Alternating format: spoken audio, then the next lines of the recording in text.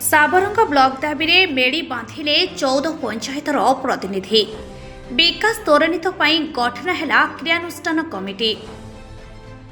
भद्रक जिले में आगामी दिन में केंद्र और राज्य सरकार निर्वाचन मंडली और ब्लॉक संप्रसारण नहीं योजना करुवा नहीं राजस्व मंत्री गणमाध्यम कहवा पर विभिन्न जिले में ब्लॉक दाबी नहीं विभिन्न जनप्रतिनिधि पक्षर प्रस्तुति बैठक कर ब्लॉक दाबी को जोरदार करा जायछि। एही परिप्रेक्षी में भद्रक ब्लॉक अंतर्गत साबरंग बजार स्थित कल्याण मंडप परिसर में रविवार दिन साबरंग थाना अंचल को नहीं साबरंग को ब्लॉक दाबी नहीं 14टी पंचायतर प्रतिनिधि माने मेली बांधि प्रस्तुति बैठक में साबरंग को एक नूतन ब्लॉक घोषणा कराजिबा नहीं दाबी करिसेंति।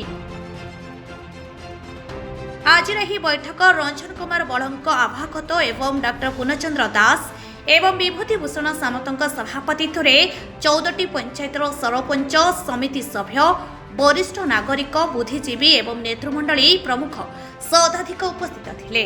भद्रक ब्लॉक रु 11टी पंचायत हेले साहाड़ा, चंडीगांव, साबरंग, गोरामाटी, ब्रह्मपुर, एरडा, केदारपुर, बेंताल, कोड़बरुआ, बणिया, परसिंगा एवं तिहिड़ी ब्लॉक रु 2टी पंचायत हेले पालियाबिंधा, नुआनंद एवं सिमुलिया ब्लॉक रु अंडाराई। एहीपरि सर्वमोट 14टी पंचायत को नहीं नूतन साबरंग ब्लॉक दाबी करा जायछि। उक्त पंचायत गुड़िक भद्रक ब्लॉक रु 15 किलोमीटर एवं तिहिड़ी ब्लॉक रु 17 किलोमीटर होइथिबारु सरकार विभिन्न योजना गुड़िक निरीह जनसाधारण निकट में पहुंची पारुनी। साबरंग थाना, गोष्ठी स्वास्थ्य केन्द्र, ब्रिटिश अमलर डाक बंगला अछि। साबरंग हेउछि एही 14टी पंचायतर मध्यस्थल।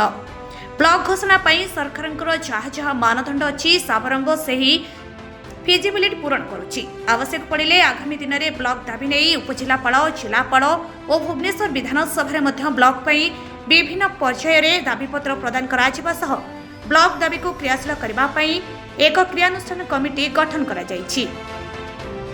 साबरंग प्रस्तावित जो पंचायत समिति विषय साबरंगर युव नेता रंजन कुमार बड़ों द्वारा साबरंग थाना अंचल समस्त पंचायत सरपंच, समिति सभ्य, पूर्वतन सरपंच, पूर्वतन समिति सभ्य और विभिन्न राजनैतिक दलर सब नेतृमंडल को आज ये एकत्रित करिसेंती एवं समस्ते समानकर मतामत दे सारे।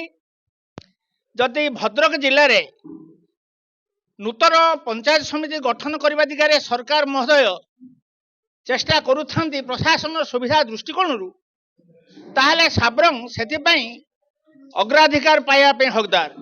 कारण एठारे थाना अच्छी, डाक्तरखाना अच्छी, ब्रिटिश गवर्नमेंट पीरियड ये डाक बंगला अच्छी एवं वासुदेवपुर निर्वाचन मंडली, भद्रक निर्वाचन मंडली, एपटे तिहिड़ी पंचायत समिति, एपटे सिमुलिया पंचायत समिति यार केन्द्रस्थल एवं बर्तमान जो 10टी 11टी ग्राम पंचायत को लेकिन एक करने चिंता कराई समस्त प्रकार जोगाजोग रास्ता घाट सुविधा अच्छी।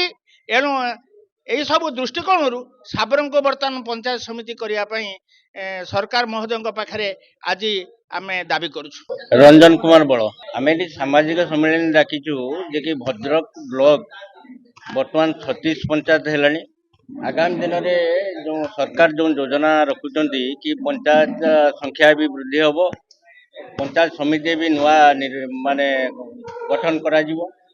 तो भद्रक बर्तमान 36 पंचायत पाखापाखि गोपालबिंदा, केदारपुर अन्य पंचायत भी अच्छी पॉपुलेशन 7000 को क्रॉस कर गलानी। गोटे पंचायत गुजरटा भाया पंचायत 10,000 है। आगामी दिन में मु भावुची भद्रक ब्लॉक भी 50 संख्या बोधे धरीज।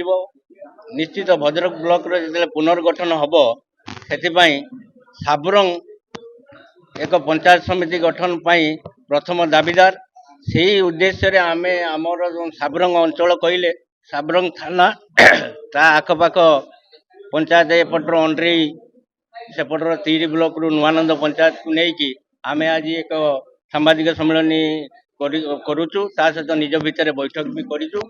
समस्त एकमत एक स्वर आसी तन मन धन दे साबरंग अंचल को साबरंग को गोटे पंचायत समिति कले एठिकार जनसाधारण उपकार निश्चित आसीबो। एथिप्रति सरकार ध्यान देवाई आम समस्त निवेदन रही। तेणु आम ये सामाजिक सम्मेलन डाकिଛୁ। भद्रकରୁ प्रदीप कुमार दासଙ୍କ रिपोर्ट संस्कार टीवी ओडिशा।